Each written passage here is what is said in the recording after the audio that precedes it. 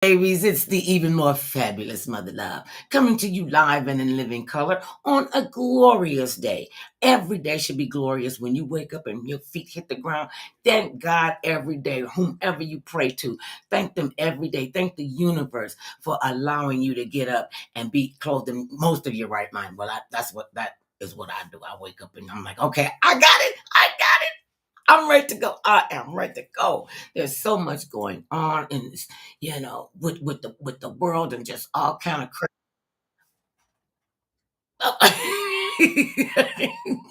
Now this is really a live radio broadcast. Podcast. Is there a difference between a broadcast and a podcast? Yes, no. It's all the same thing. They just got different words for it.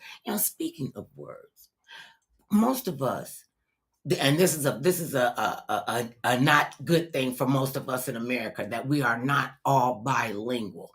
I mean, your name another language so that we can be readily available and able to communicate with each other. And I've always thought that, they said that Russia and Arabic and Chinese and Thai are very difficult languages to learn. And I don't think so, because they have stuff that means one thing. If you say shout, it just means shout. If it says jump up and down, just say jump up and down. You don't have to keep going through a bunch of stuff. You can just say it. And I have talked to some of my friends who English is their second language, and they said that English was really hard for them to learn because so many of our words mean so many different things, and you got like 12 words to mean one thing. I mean, why can't you just keep it to like get up and not all of this other kind of follow the raw and fiddly dee so we can understand it?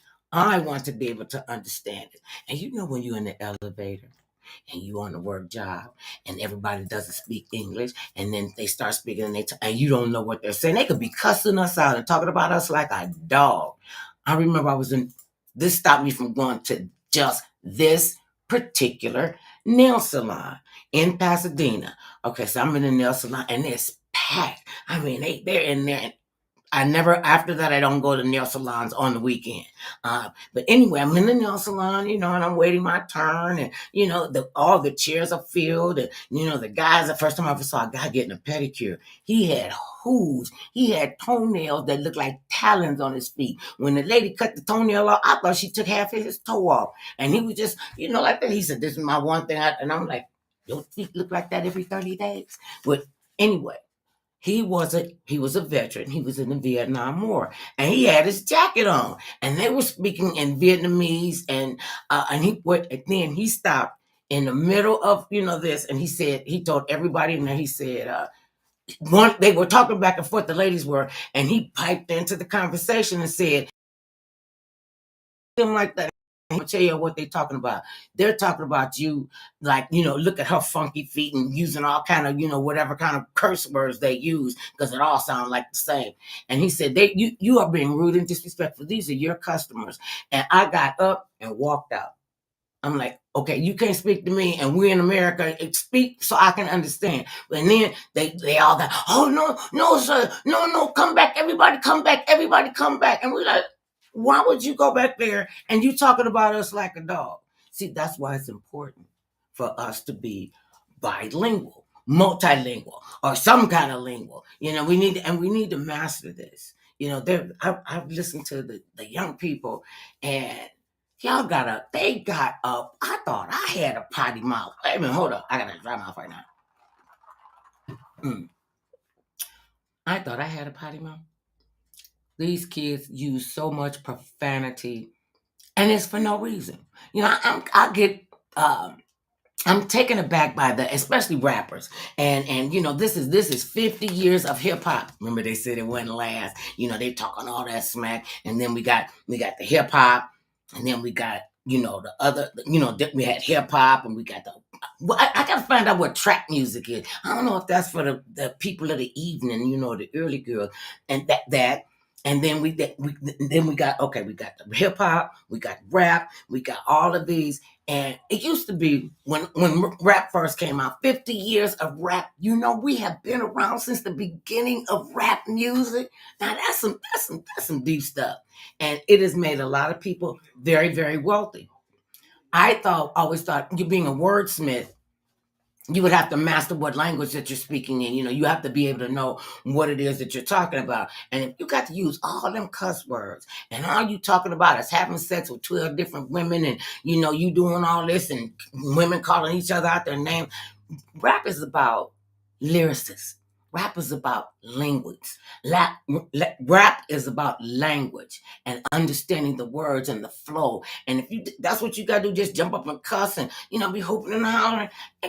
No wonder we're having trouble with our young people understanding, because you need to know how to speak. You don't talk the same way.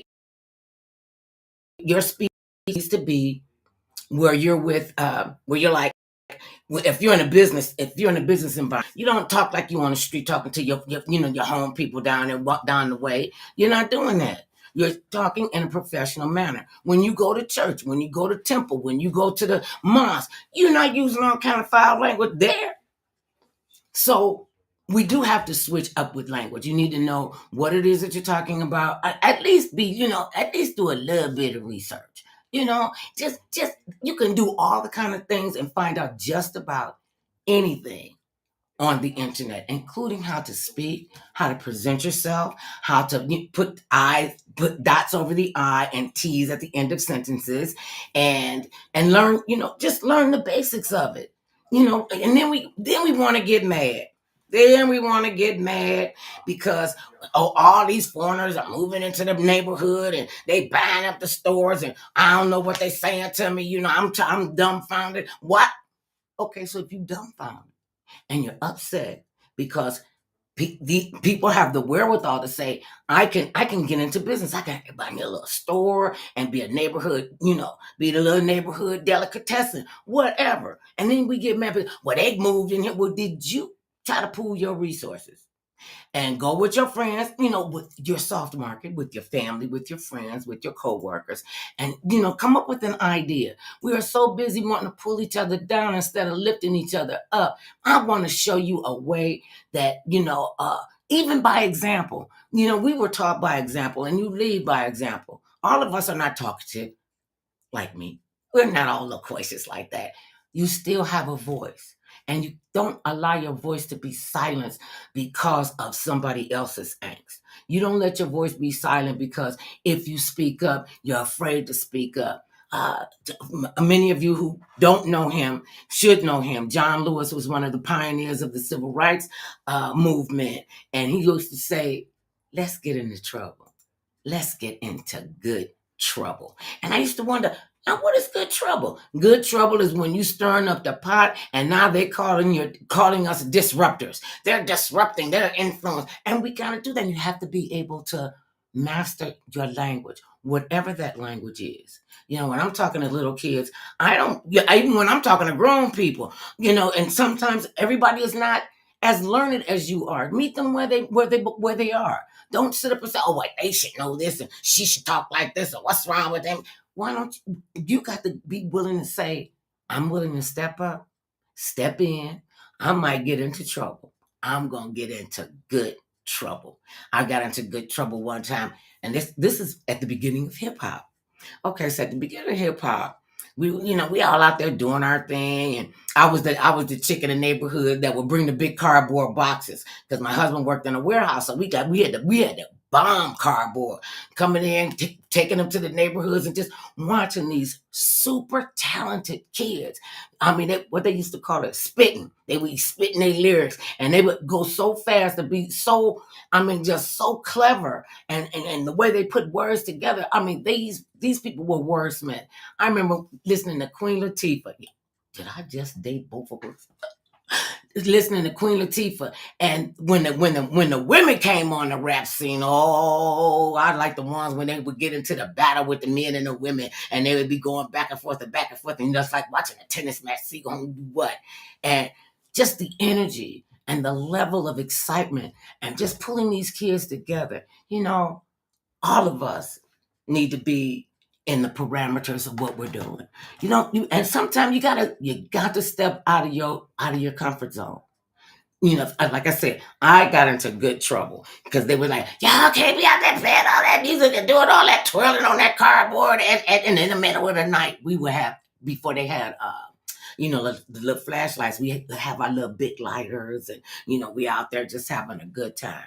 We were getting into good trouble. People knew how to go to someplace and have a great time. And, just go to the party, had a blue light in the basement and the red light in the hallway and just having a good time. And my heart breaks a lot of time all the time when these kids go to these parties and it's some kind of violence that's breaking out. We got to show one another love. And the first place we could start showing one another love is loving ourselves enough to take care of ourselves, loving ourselves enough to, okay, I need to go. I need to stop. Well, okay, I'm cool. You got to give me the clue. That's the director over here. So what was I?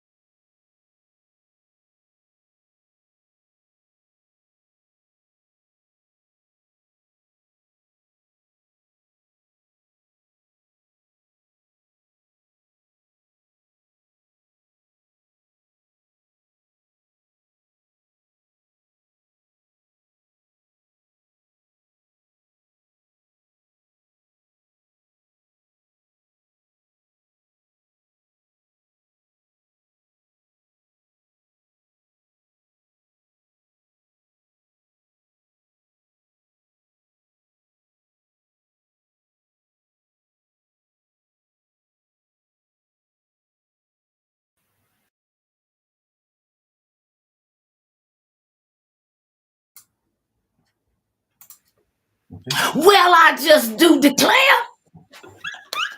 Hello, beautiful. See, look, Hello. say you trying to stop us. Hey, Dr. Angela Williams. See, I was waiting for you to come. She had to get all butatious and everything, and I appreciate that. I put on a good part too. Ladies and gentlemen, I want to introduce you to just a whirlwind of excitement and her philanthropy. This is Dr. Angela Sadler Williamson. She is a PhD. She's a doctor. She got a PhD. She's the real deal. She has a number one international best-selling author. You've written a book to pay homage to your cousin. You're an Emmy-nominated filmmaker. You won multiple. Wait a minute.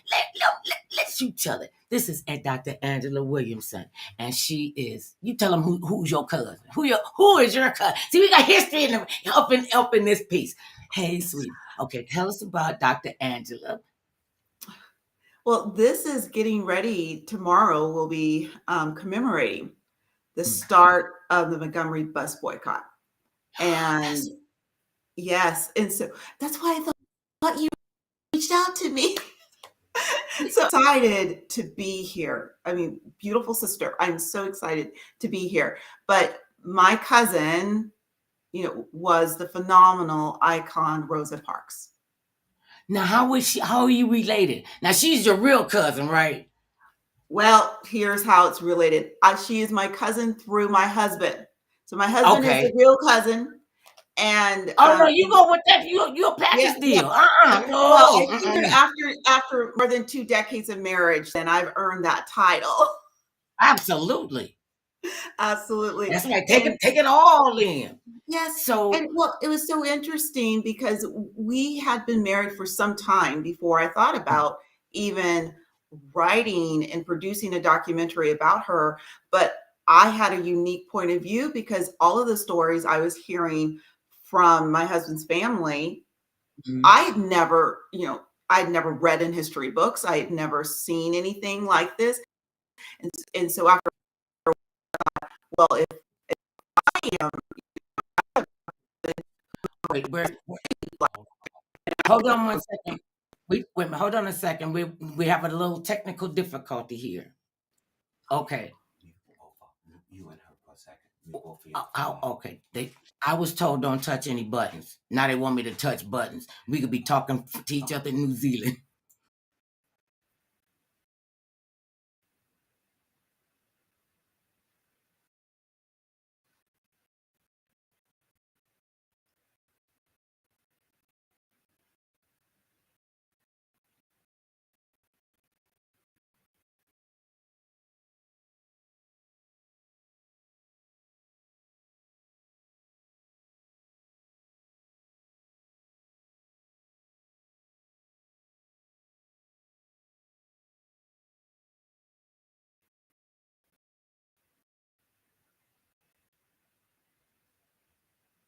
We're back. Can you hear me? Yes, you sound wonderful. Okay, there we go. All right, thank you very much. So now you're here, because they didn't talk about us. They never told us the story. When I was in high school, we had to really fight the Cleveland public school system to put Black history into the schools. I'm like, why and if it is, it's a little footnote. It's like, okay, maybe we'll do the also ran. And I mean, phenomenal. I had the honor of meeting her. And it was, I just felt like I should sit at her feet and gather all of her wisdom and get it all out while I had my chance. And such a gracious woman, just kind-hearted, loved everybody. And sometimes, like John Lewis used to say, let's get into good trouble. She started some good trouble. Look at that. Look at that. So you said that you had heard the stories, but you really didn't see anything in the history book. What prompted you to say, I'm going to write a story about our cousin? Yeah, I hit, I believe, midlife crisis. I was in my mid-40s. I just finished my doctorate and my career wasn't going the way I wanted to. And at that point, my father-in-law had passed away. And my husband said to me, like, here's this book. He gave me this book, The Rebellious Life of Mrs. Rosa Parks. And I had started thinking maybe I should go back to my first love, which is filmmaking. And so, because I had stepped away from it to go into education, and maybe it's time to tell the story before we lose all of those stories, because when those generations leave our earth, so do those stories. And we have to And be able to so, tell our own story. And that is what is so beautiful. yes. We took history classes, and my mother was an avid learner, and she was a school teacher and a social worker. And you know how people change jobs? My mother changed careers. So in one of her careers, she had said, learn the stories, learn our story, not his story. It's a compound word, his story. We got to start telling her story and our stories. And just breaking it down, that just that basic was just enough to make me say, I got to find out what we doing. What? Wait a minute. We got people like who in our family? And when you grasp that, see, you know what? I'm gonna tell you what it was. Why you was having problems. I'm already gonna tell you why you had problems. We just met. I'm gonna tell you why you had problems with your career. Because see, you had a plan, and God laughed, and so you, okay, Miss Anna. Okay, that's cool. Okay, right. Okay, this is what you here for. This is what you are here for. This is why you are doing what you do, because this is what you are. And when you have a passion for it, you'll never work a day in your life. So you jumped up and said, okay, I'm going to write a documentary. Okay, and why a documentary and not like a regular film? Where somebody's playing her or whatever. Yeah, I always received the most and the best inspiration by listening to people's stories. Mm-hmm. And I think best drama there is to listen to personal stories. And so the direction I went into, I mean, this was years in the last class I took in my undergrad documentary film course. I always thought one day I want to produce a documentary.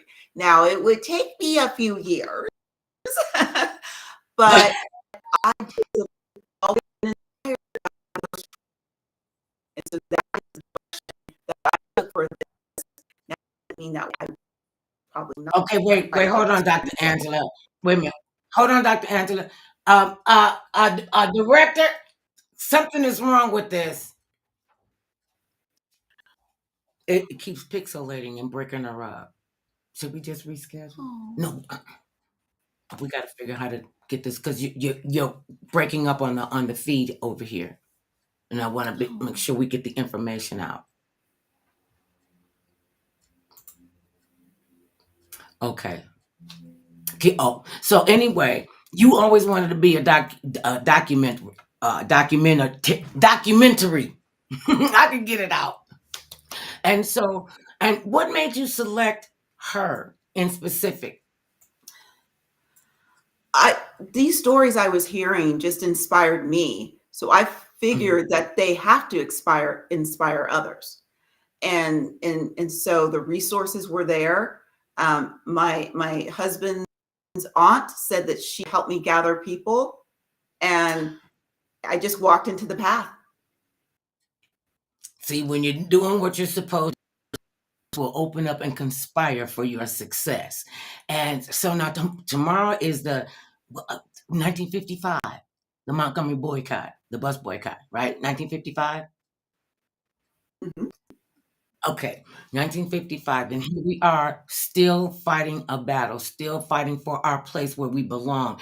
I heard this the other day, and I was just, sometimes you really need to know what people are and what they're saying and what they're doing. Remember John Wayne, the Duke? He did not like Black people. He did not like Native Americans. He said it was white people's privilege to come over here and take the land from them because they knew better what to do with the land than the people that had been here for centuries. And I'm like, really? Really?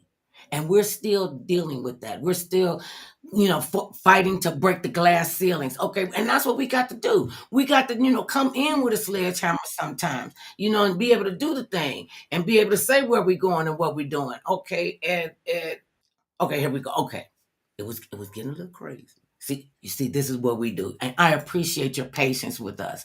And I'm going to let you know now, we're going to have you come back on so we can have this all prettied up and everything, because it's going to be a lot said and done. So now, how are you preparing for this? And tell us about the book. Did the documentary first and then you did the book? Yes. Is that right? Okay. Yes. So I did the documentary, and I spent 2 years on the film festival circuit. And yes, so from 2017 to 2019, I was on the film festival circuit, and it was so well received. It was really humbling. It was, I mean, we went all over the country with it. And I was ready to move on. Mm-hmm. And it was suggested to me by friends, you should write a book. And it took me a while to figure out what type of book I wanted to write. And then I decided that it would be better if I wrote a children's book, because Rosa Parks was all about young people, because she believed, and this came from the interviews, she believed our greatest hope was in pouring into young people so that they could change.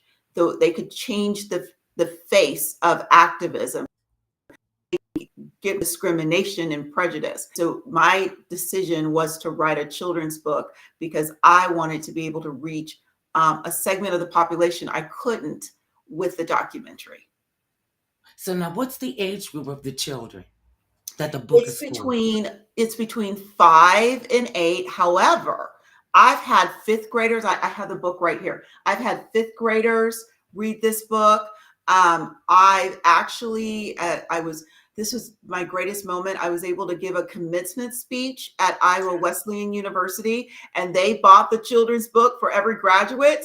So college students can read the book as well, because the life lessons in there is for all of us. It really is. And she was absolutely right.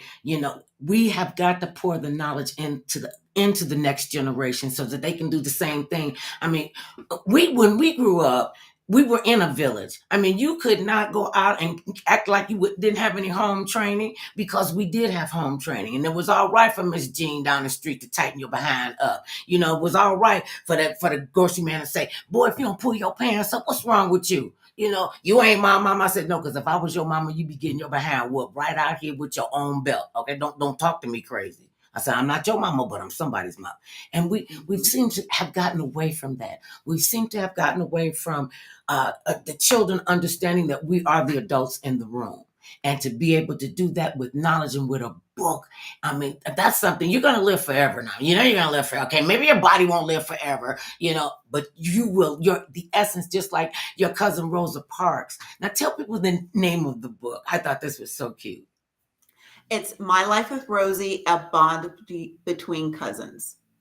How sweet is that? She would have been proud of you. So it's a good read for everybody. So I got a lot of little nieces and nephews because they're like in the. Oh, I think I'm at the top level with the aunts and everything, and I'm like, wait a minute, I'm not trying to take on. Wait a minute, and they said, you are the matriarch of this family. I'm like, no, I'm not. I can't be responsible. Are you kidding me? I have to be in a controlled environment, and I know that. And all of us need to have perimeters and parameters, and not be afraid of our children. Could you imagine? Say it just a minute. Could you imagine? Say it to your mother coming into the dinner table when you got caught. I don't want to eat that. No. And my mother's from Tennessee, so she would not be playing any of that. No. And everybody and adults looked out for all the children. And they used to say, if you get in trouble, run or holler mama. Somebody's gonna come out there looking for you. Because somebody gonna come out there and save you. And they did. They really did. Some guy tried to snatch one of my sisters off the street, and she ran, she started screaming, mama! All the ladies came out. We lived in the project. Girl, they all came out. He scared the bejesus out of them. That's what you're supposed to do. We're not protecting our children, and you're protecting them with their education, with the knowledge, with the love that you have put into this book and the documentary. So tell us about the documentary and how, because it took, you said 2 years to get that done. Yes, it took 2 years, but it was worth it. I Mhm. wanted the story to reach every person who watched it. And I wanted Mhm. them to feel as if they were part of the Williamson family, because these stories were really family stories. And Mhm. and so it took 2 years to actually it took more time to edit the documentary together than to actually shoot the documentary, because I wanted to Can make you just sure. wait a minute? Can you just tell people that one more time? Because you can make the most beautiful picture, and the editing sucks. And that is so tedious. And then you go back and you go back. And did you find yourself second guessing when you would go back? And were you able to say, that's it, I see this piece, let's move on? You know what? I had to tell myself to be done, because when you're a documentary filmmaker, you don't have a script per se. And Mhm. so there is no, this is the end. And so I had to tell myself, you're done with this. And in fact, before I started submitting, I sat on that documentary for at least 2 months before I started submitting, because I wanted to make sure that it was done. And I was trying to hit a time limit because I wanted to get into the Palm Springs Film Festival, and it had Mhm. to be 70 minutes. And it was at 64 minutes. And at some point, there was just peace with it. Like, you're done. And I Mhm. knew that it wouldn't get into that film festival, but then something just told me I needed to be done with it. But it made it to a lot of other film festivals, and I met Mhm. so many wonderful people, just like yourself, who had already met Rosa Parks, and they felt one with that. And so I got so many other stories because I just listened to what the universe, what my spirit was telling me, and just stopped it right there. And so I think that's all a part of, when you want your story to make a difference, you have to realize that your story is more powerful than what you are. And that means that you have to, and I this was a really lifelong lesson. I had to really learn the art of humility in it. And Yeah. because of that, I was able to reach so many people and do so many things. So when you got your first award for your work, what went through your head? How did you handle that moment? I was in Okay, wait a minute. The look on your face is like, I girl, I'm still handling that moment. it actually was this time of year. It Mhm, was December 10th, 2017. It was the very first film festival, and everything was new to me. And when they called my name for Best in Show, I was actually talking to another female filmmaker and just congratulated her on winning. And mhm, she is now is my lifelong friend. mhm. But they actually had to call me twice because I was distracted talking to another female filmmaker.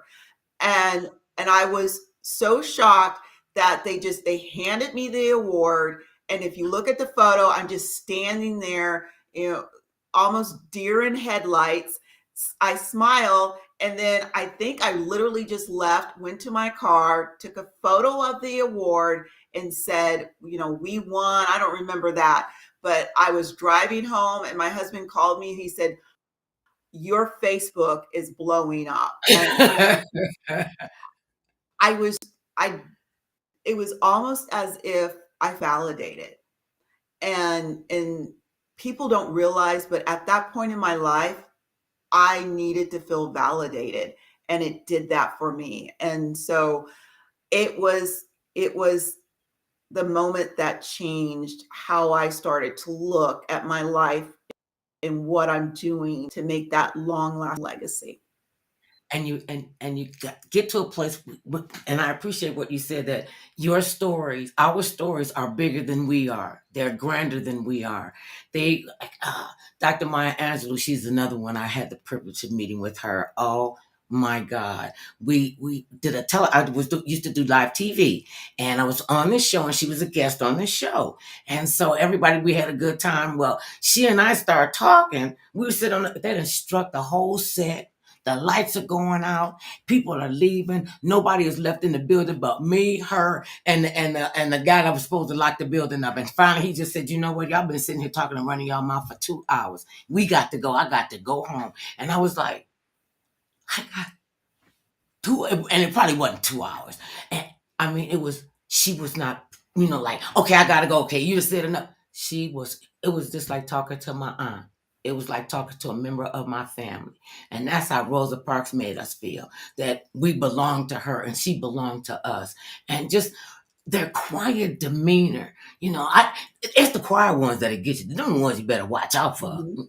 They ain't being sneaky. Oh, but you better believe they are planning and plotting. And then when you see them, you just got to get out the way. You just got to move, because their light is shining and they have no problem with going through the gauntlet.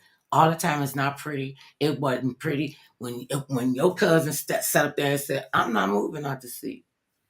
I actually got to sit on the bus in her seat. They would, because they were touring the bus before. They had the original, and we got to sit in it. And I was sitting there, and you could just feel the energy. You could feel the love that she put into that. When you said you finally felt validated, and you felt like you needed to be validated, do you think that's part of our going through our midlife crisis and going through perimenopause and going, wait a minute, this cannot be all that it is? When did you know that this was not all that it was to Dr. Angela? I think it's important, especially when I look at, we talked about her stories. So we look at all of women's stories, but then also too, we look at where we're at in life. Mhm. And when it comes to sacrifices, it's maybe it's part of who we are, but a lot of women make sacrifices, and those sacrifices are worth it. But sometimes what it does is it leaves us to a part of our time in our life where we don't feel validated. We don't feel that we're as appreciated as we would want to.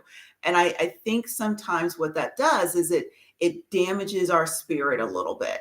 And what that documentary did for me is it showed that even through moments that we may not feel validated, or even at moments where we feel that we're not appreciated, we can still make a difference. And oh, that's so sweet. Thank you so much. Someone said, great, Joseph. Thank you, Joe. Oh, And hey, yes, and Joanne. someone else is Oh my watching good. Oh, too. girl, wait. I got to call you when we get off the radio. Okay. Yes, Uh, yes. So I think it's so important, and especially with anybody in our lives, to show them gratitude. And I mean that I'm sitting here with you. I mean, I was a little girl watching you on television, but shh, don't tell yes, well, but you're still the same age. You haven't it. but but you know what but they I'm say. Now hoping you that know what there's a they little say. girl watching me and seeing me out there, and that one day I'll be able to meet her.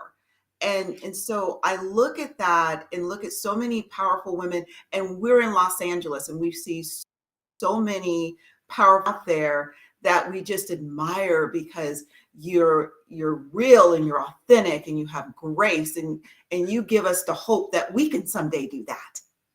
And And yes, you it's can't. I mean, You have absolutely you have to ageless. validate yourself. You have to validate yourself, and I understand about what that is. And being a woman growing up with my mother, she was a widow at 31 years old with 6 kids. All of us seven. It was a 7 year gap between the first one and the sixth one, and she never remarried. She stayed. She said, "I want this on my tombstone, the unremarried widow of." And I was like, "Okay, it's on my tombstone, okay." And one of the many things that she taught us is, you have to love yourself. If you don't feel comfortable in your own skin, you're going to be hard pressed to get other people to be comfortable with you. And I've always been like that. It was just that was the light God put in me. I used to get mad when people used to laugh at what I was saying. I'm like, wait a minute, I'm trying to tell you something for real. They just be on the floor. My mother used to wear a towel on her shoulder, and I would be saying something, and she'd be biting the towel. I thought she was stopping the cuss, so she wouldn't cuss me out. She said, "Girl, no, I had to wear that towel because when you got to talking, if I start laughing at your crazy behind, I'm gonna lose all my credibility." It's like, what? And I'm thinking I'm really comfortable in my skin, right? And I remember my mother came out here to California to see me, and you know how we all want to be validated, and I always felt like I want to get that from my mother. I wasn't looking for it, but I wanted it. I really. She came out and she's validated me. I was 35 years old, and she said, "I just want you to know I'm very proud of you. I'm very proud of you and your family.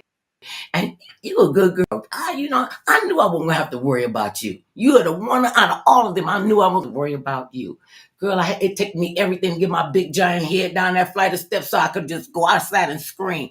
And I did not realize how I needed that validation. And then you said, as we get older, is it that we get to a place where now we need to be revalidated, or we go to another, or is it that we feel like, am I still useful? Do I still have something to say? What can I do? How can I make today better for myself and for other people? And it's always good till you take your last breath. This is what we're doing. So now you also have a television show, an interview show on, not saying I got the notes right here. I do my homework.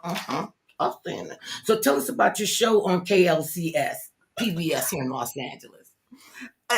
It's the perfect show for my personality, because I believe that everybody has a story. Mhm. Everybody makes a difference, and we are the entertainment capital of the world.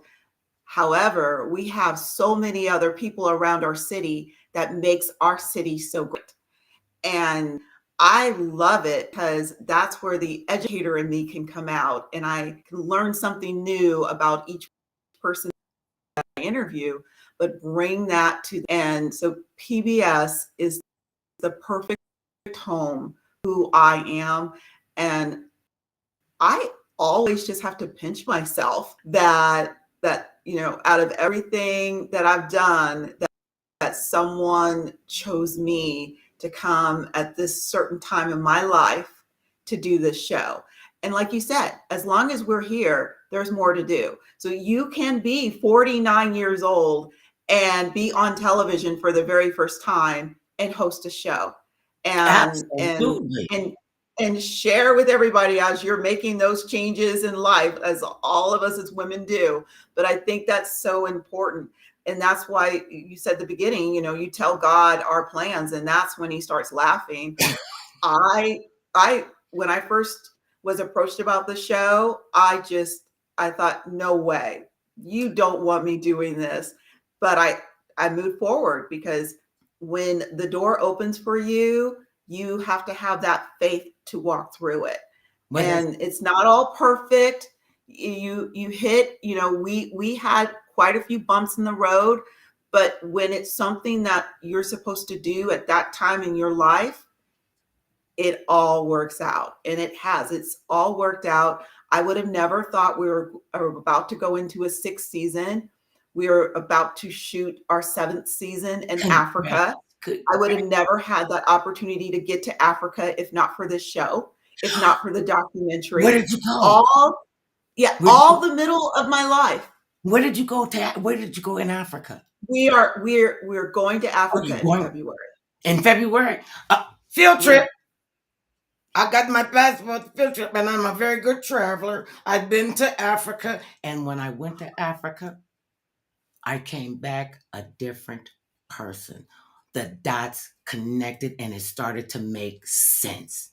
I understood where I came from. I did the Pope move when I got off the airplane. I got down on my knees and kissed the ground of the motherland, and I became a different woman. I learned so much about myself in those almost 2 weeks that we were there. And I came back fierce. Ooh, I came back. Ooh, girl. And like I told, because they'll tell you, well, you have to do so and so and such and such. And I go, let me tell you what I have to do. I have to stay black, die, and pay taxes. And I'm trying to figure out how not to do 2 of them. And that's die and pay taxes. So back up on off a minute. Well, she is kind of feisty. It was just the dots connected with with the women and with the men and with the children, and it was a life-changing time for me. It really, really was. And I would recommend all of us who come from the motherland to go and see, to go and feel, to go and know that you are here for a reason. I know why God made us black women. You know why God made us black women? Because he knew we could handle it. Everybody can't handle being the black woman. Everybody talking about sacrificing. We will rob Peter to pay Paul. We'll make you a peanut butter and jelly sandwich, a fried bologna, but you're gonna eat. We will sacrifice, because that's what it is. And what we do is we start sacrificing ourselves. We forget to take care of ourselves first. We forget that we do matter. How do you, because I feel your spirit. I literally feel your spirit coming through. I do. And you have such light around you. I can see the colors in your life. And, see, you my kind of girl. Okay, I probably lost enough weight to wear that when you get tired of that shirt. I'm just saying. I ain't got a problem with asking. Because I know good. I'll make sure you have it. That is beautiful. And your colors, they are so perfect for you.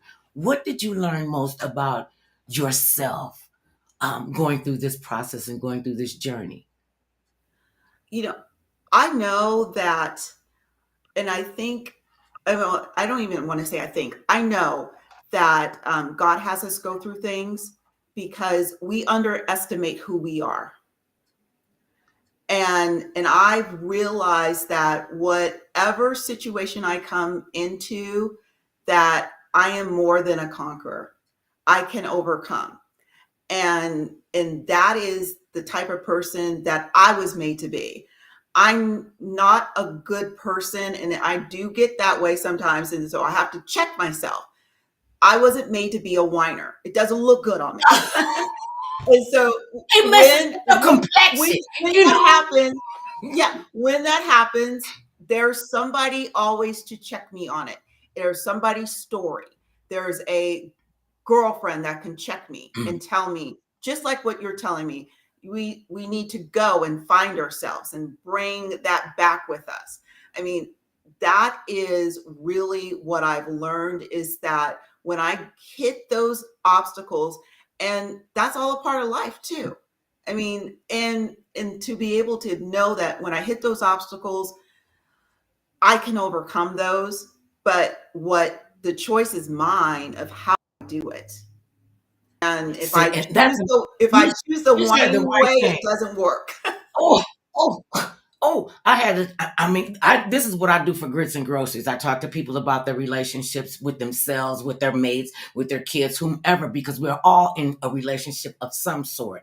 Some of us don't have a good relationship with ourselves, and then people wonder why you're so angry, because you're angry with yourself. And you got to, you have to get that off of you. That's your responsibility. When you said no whiners, I don't like whining children. So I can't tolerate no whining adult. Oh my God. And I had to ask, do you want a pity party? Because I got a box of tissue. I got a box of tissue for you if you just want to cry. Just, you want, oh, I'm tearing up stuff. But if you want to come and you want to say what the issue is and you want to look for a solution, I am here for you. But you got to get all that whining out and, jump up and down and cry, blow your nose, and, you be crying so hard and they get it out. They get it out and they realize I am important. Well, maybe I am letting men run over me. Well, maybe I'm not listening to these women and why I can't find a decent woman. People used to always say this. My husband and I, we just celebrated our 50th year together. And 50 years. 50 years, yeah. I was like, I love him today. Oh, I love him today. Tomorrow could be a different story. We say that all the time. It'll be a different story. And that's what's so fun about it. People always say, you guys always look like you're having fun. We are having fun. This is a fun time. I got the privilege of marrying my very dear friend. And I had always told him, I said, if our marriage broke up, I would be more crushed about us losing a friendship than I would about the marriage. And he is my dear, dear friend. And we have a ball. People, how come I can't get a man like that? I'm like, because you not a good woman to yourself. So why would a man, he could smell desperation on you, boo. Come on. Where's your medal? And I love that you said, when you get to an obstacle, you know that you can overcome it. And a lot of people get to that point and they get stuck. And it's like, oh, I can't, I'm too afraid of what's going to happen. Okay, what if I do this? What? Talk themselves. I mean, I know women that have talked themselves out of success in their lives and in their relationships. Mm-hmm. And they look at you like, she got a husband. They've been together for 400 years. She make me think, no, you need to come over here and see what we're doing to make sure these guys stay with us.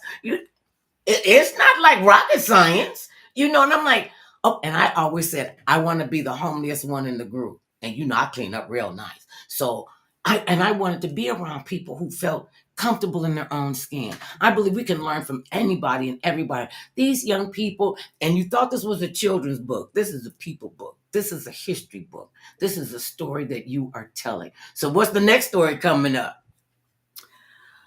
I have no idea. I think what I'm going to do is I'm going to let the story come to me. But I know that 2024 is starting off with a bang.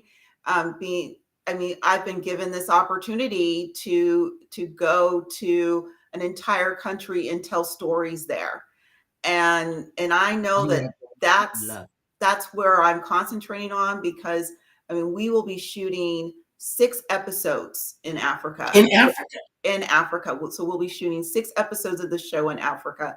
And I want to be able to tell those stories, that even though you're sitting at home watching these stories on television, that you feel one with those stories.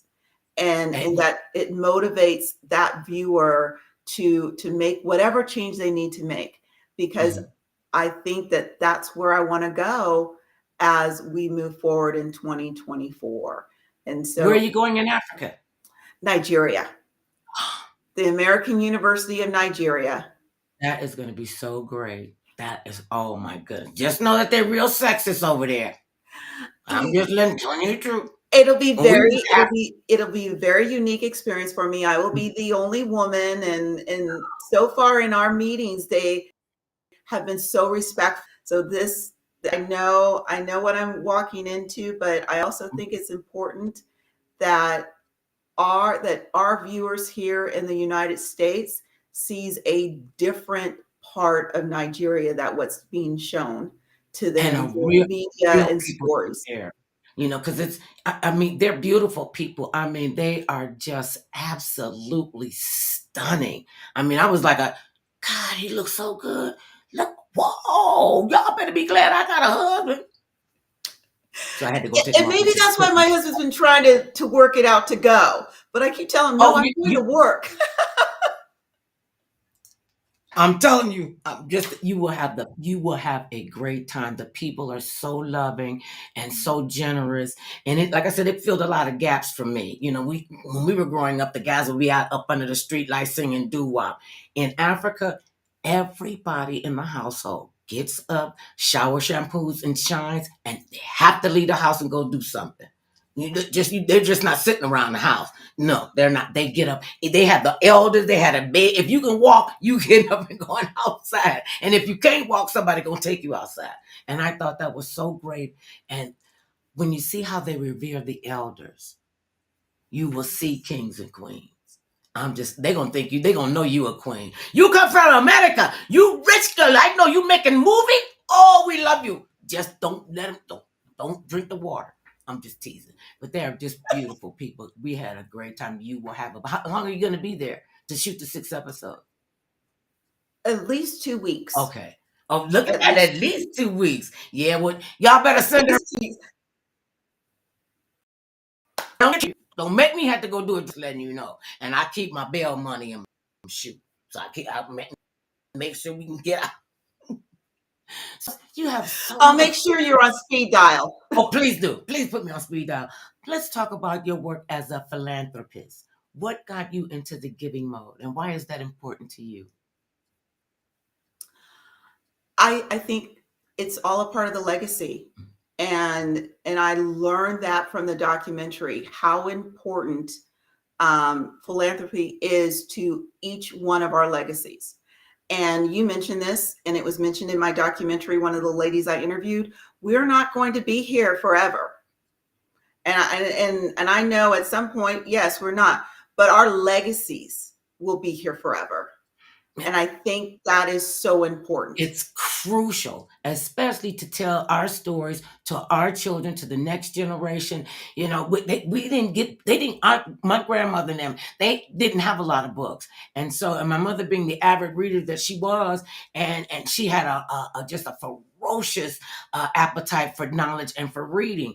And we were the only people in the projects that had a whole full set of Britannica encyclopedias. And you would think with all those books, we would have some history. We had our history like this in a box, and in the little box, they did this. If it's a Native American, they did this over here. Yeah, and I was like, well, where's the story about Hannibal?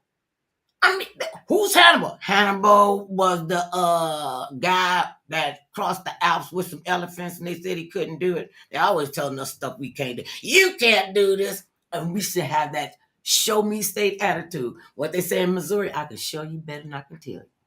And then when they faces on the floor, I didn't know that you could do that. No, because you want to put a limit on me. You don't get to put a limit on me. God got a limit on me, and that's the time frame I'm going. That one, and I'm going to live on football and basketball time. Because a football game is supposed to be 15 minutes a quarter. It can last 3 hours. So that's the time I want. And I want a timeout. This part don't count. But wouldn't that be cool? So as you're traveling and what you're doing, what do you do to decompress? What do you do to keep Angela grounded? Well, I'm like your mother. I love to read. I love to read. I am fine sitting in a room with a blanket, reading books, reading all kinds of books, biographies. Sometimes I have to get a guilty pleasure in there, a romance book. So some people watch The Bachelor. Sometimes I get the romance book in there, but reading, really has helped me, and it's helped me through my entire life, because a lot of people, unless you know me personally, you don't know that I spent the first 3 years in speech therapy because I have a speech impediment. And so reading really has helped me develop that, but it was part of the way that I became such an introvert because of that. So that's why I always, when people tell me there's no miracles, when you see in front of a camera, when you see me speak, when you see me do any, is a miracle in itself. Because So I'm getting an Angela miracle right now. Oh my goodness. yes, Please still my yes, yes. And you are a miracle. You are uniquely made and created. And we're not going to get another one of you. You are authentic. You are real. And there are little girls that are going to look up to you and say, I can do that. They're going to be young girls. They're going to be young women and you never know who's watching you. You never know. I remember I was doing, you know how they do the book fairs and, they have all the tables and everything set up and, to do the business thing. And there was this one young lady, she was a LAPD police officer. She was sitting at the table, trying to get people to, to come over and tell them, she was going to tell them about the police department. And I came around the corner. Girl, this child jumped over the table. Not walking, she literally jumped over the table, hugged me so tight. I'm like, okay, baby, it's all right. It's all right. What's wrong? She said, Mother Love, I'm a police officer because you said I could do this. And I always wanted to be for me. I was like, baby, calm down. I can say it now because I didn't understand what that child said. And she said, I came to speak at her school. And she must have been in junior high. And she always wanted to be a police officer. And you know how everybody gonna be dogging you, oh, you gonna be with the po-po, okay, well, and she said, I asked her, I said, so what are you gonna do when you grow up? She said, oh, Mother Love, I don't know if I'm gonna grow up. I'm planning my funeral. I literally had to leave the room. And come back. And I had to get me together because this child, she just kind of broke me down, Angela. And I was like, no, we ain't running away from this. And she said, after me speaking at her school, that she was determined. And she was like in her second or third year as an LAPD officer. And you could have bought me for a quarter. You could have bought me for a quarter because I was done. I was like, okay, my work is done here. A police officer.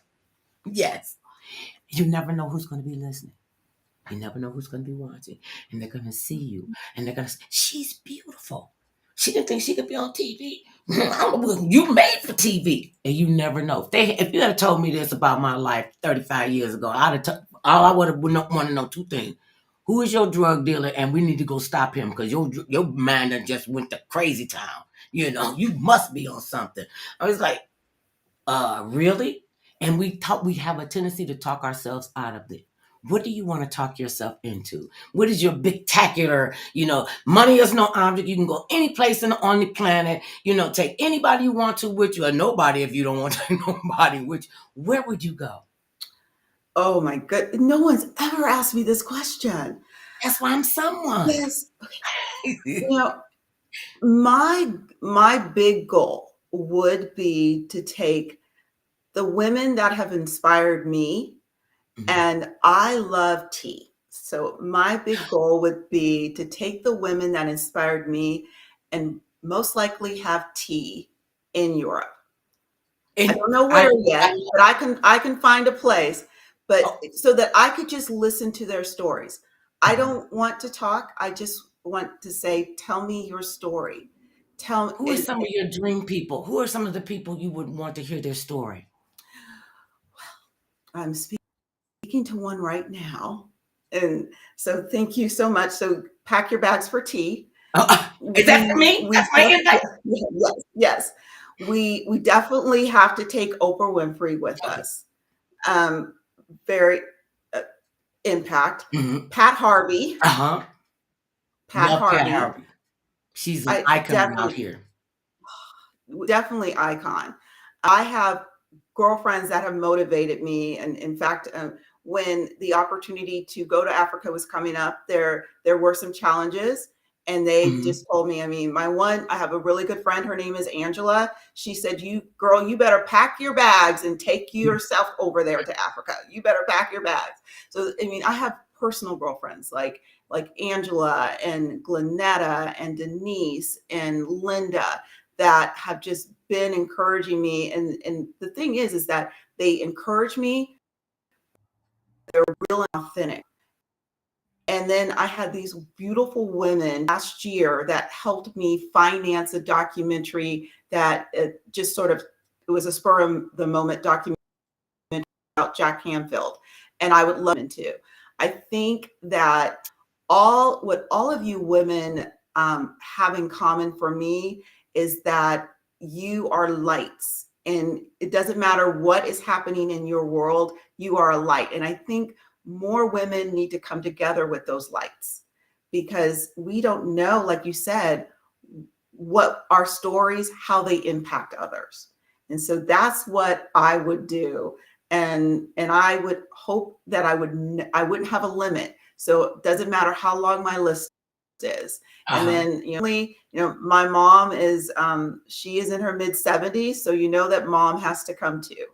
So I think it's important for like-minded women to get together. And I just have such a long list. I mean, I think of Julie Carmen, the actress. I think of a lady who helped me with public relations, Kelly Bennett. I mean, so many women that have so much, and I would love to get all of us in one room.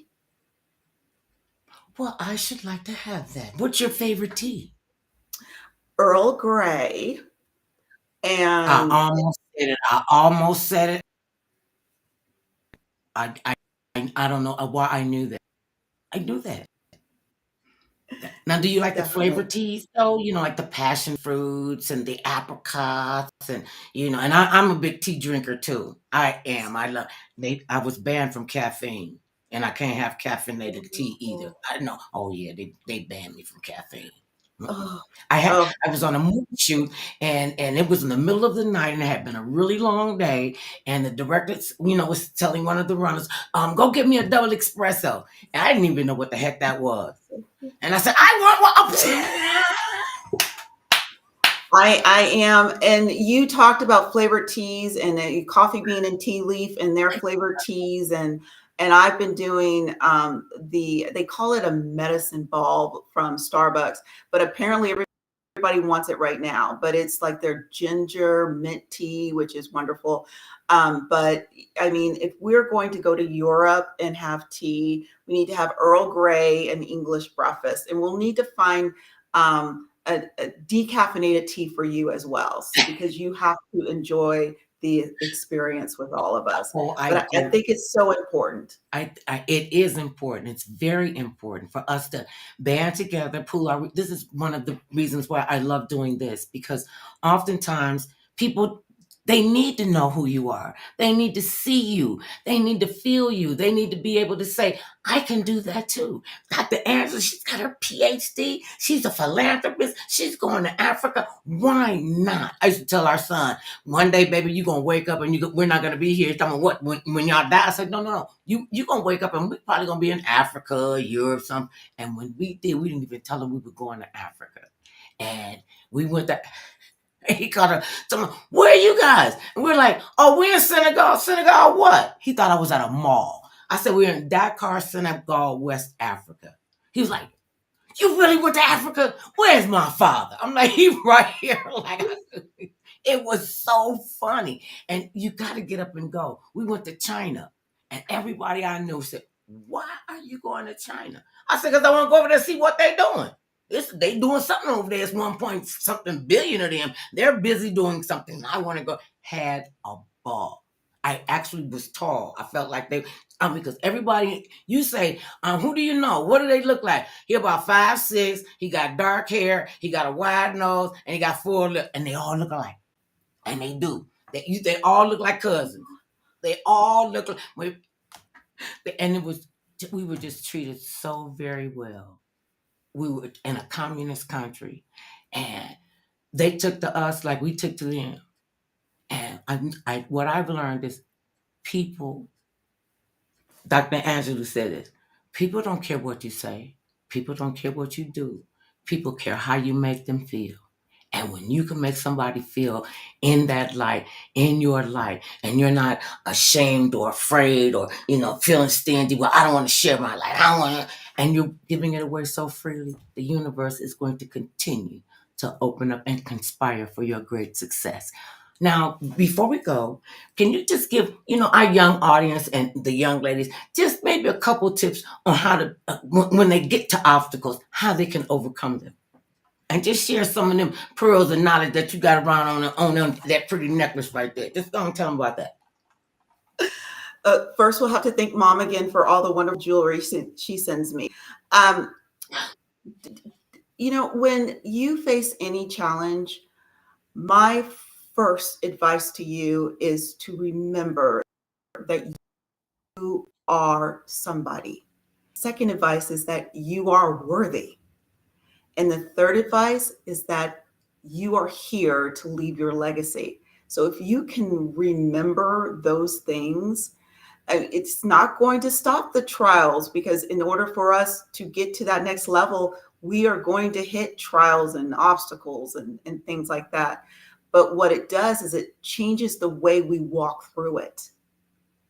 And when it changes the way we walk through it, we change our perspective. Mm-hmm. And And other people around you will want to change because they see your light and they see you grow. And it has just been my distinct honor and pleasure to chat with you this time. And I'm sure we're going to have more chats later. We want to thank your publicist, Mr. Joe Williamson. Isn't he just a doll? Don't you just love him? And I want to thank everybody who is watching us. This is one of my girls. I have been friends. Oh, and I feel so bad. I feel so bad. You know that I love you. We have been friends. Her birthday is the day before mine. It's coming up December the 28th, and mine is December the 29th. We've known each other all our lives, all of our lives. And that is a legacy in and of itself. And I thank you. I salute you, Mrs. Anderson. I thank Joe Williamson. And what, Andrea? I ain't talked to these people in like forever. So this is what I got to do to get y'all to call me. I got to be on the radio. Okay. See, your light is working already all across the country, girl. You just don't even know. These people are back east looking at us or talking to us. Miss Angela Sadler Williamson, it is my honor. May the Lord continue to bless you, and may the universe continue to open up and conspire for your great success. And remember this, babies, no matter how big or tall, short or small, thick or thin, it matters not what skin you're in. Everybody needs some other love now and then. Peace, my sister. It has been a joy. Okay, don't tell me don't touch no button. All right, I got it. Peace and blessing. Okay, here we go. I got it.